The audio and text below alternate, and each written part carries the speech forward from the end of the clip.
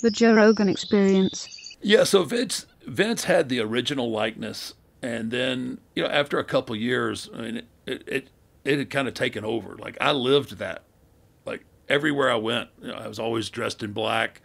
What people saw on TV, they pretty much saw in real life. So if you went out to dinner, I wouldn't dress quite like that, but I would be in all black. I didn't say much to people. because you had to stay in character. I always stayed in character. I always felt like I always felt like that I needed to be what they saw on TV, because if they saw me differently, like if they saw this, Right.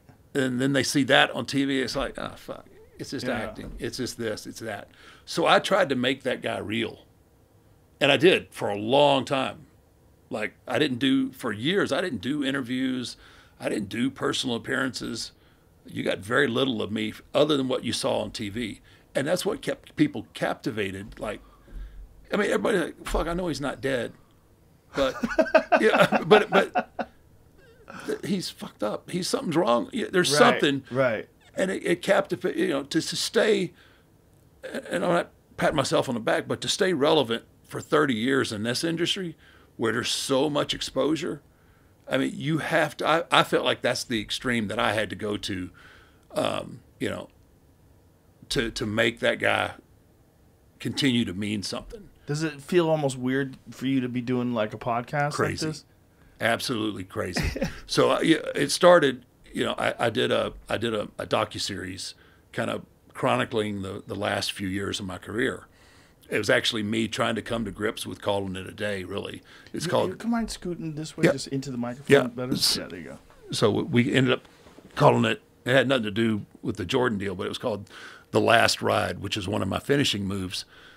So it kind of chronicled like the last few years of my career, and me kind of chasing the dragon for that one match that I could hang my hat on and say, That's it. that's it, and as you get older and the injuries and all that,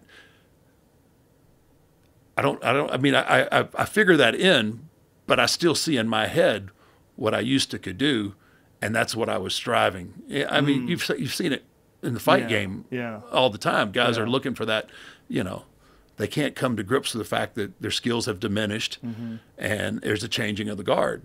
Yeah. And it's kind of the same with what I was doing. I was looking for that one match that I could say, motherfuckers, I still got it, and now I'm out.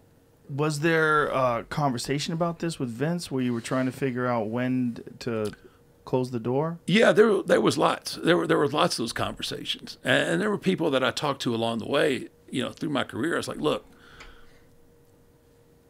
if I get to a point where my skills have diminished and I can't recognize it, I want you to tell me, or at least bring the conversation up. And it got to the point where nobody wants to have that conversation. Yeah. Nobody wants to have that. Like, hey, dude, your day. Yeah. Yeah, it's up. It's a real problem. I put a big burden on people, and they just couldn't do it. And now Vince, who I have an unbelievable relationship with, but also that's a huge intellectual property for Vince, for 30 years, So he didn't, I could go out for another few years, and I could knock somebody on their ass, or I could choke slam somebody, but I can't do it personally. Right. I can't, because I know there's so many guys that are coming up that are trying to get that spot, and I can't go out there and say, okay, I got all this equity built up from all these years. I'm just gonna I'm just gonna live off of that. I remember when I was a kid in Boston, they had it was a local wrestling promotion, but Killer Kowalski. Mm-hmm. Killer Kowalski was on, and I don't know how old he was at the time, but he had to be way up in the years. I mean, he looked like he was in his 50s. Yeah. And I remember thinking, like, even as a kid, like, how long can a guy do this? Yeah. And it varies. Who's the longest? Are you the longest reigning guy? Or the No, longest running guy? I think there's guys. I think there's guys that are like Flair lasted. At his level, yeah, he's the longest by like a lot. He's probably going to be humble about this right now. But even then, the Kowalskis and all that, the styles were different, right? Yeah. It was Yeah. more It like was arm athletic. drags and like little tosses. We had the claw. Right. Yeah. Yeah. Yeah, and he's, I mean, your head. he's throwing people off of 16-foot cells and getting thrown off of Titantrons, like ramps and all this crazy physical stuff. It's a whole different game. And he went 10, 15 years, probably longer than most of his peers. Well, the fact that I stayed 30 years with one company, I think that's the one really big thing is once I started with Vince, I stayed with Vince. Where a lot of guys, you know, they would jump from one promotion to the other, and I stayed. Once I got there, I was there, and you know, Wow. it was it's been a hell of a ride. 30 years is a crazy ride. So what was your last match? My last match was in was April. The Boneyard Yep. was April. April 2020. Yeah, right Here here. it is. It's a nice bike. Yeah, that was that's a West Coast chopper right there.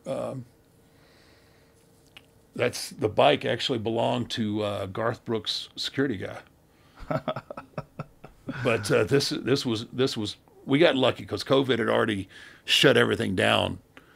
So everybody else, this is WrestleMania, so everybody else is doing their matches in an empty warehouse, and we got to go off and do this kind of themed match. They turned this whole area into like a cemetery and got to do a lot of theatrical stuff. And So that must have felt like I can hang my hat on this one.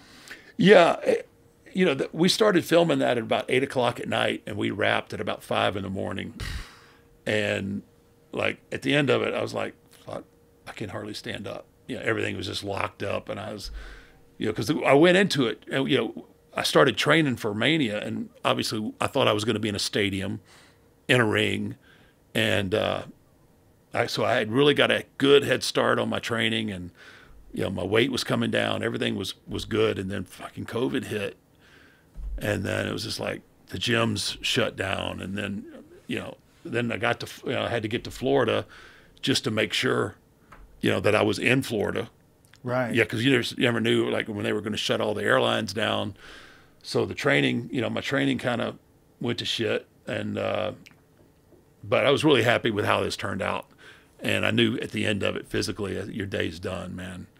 And I, you know, as much as I want to do it here, and I want to do it here, it's just the body it can't deliver. So what do you do now? I mean, that's a long career. I mean, Yeah, it is, and I'm trying to figure that part out because I've dedicated my whole life to this business, and you know, there'll be times you know I help out and maybe mentor some guys, but you know, I haven't. I got to find out what I'm passionate about. catch new episodes of the Joe Rogan Experience for free only on Spotify. Watch back catalog JRE videos on Spotify, including clips. Easily, seamlessly switch between video and audio experience. On Spotify, you can listen to the JRE in the background while using other apps and can download episodes to save on data cost, all for free. Spotify is absolutely free. You don't have to have a premium account to watch new JRE episodes. You just need to search for the JRE on your Spotify app. Go to Spotify now to get this full episode of the Joe Rogan Experience.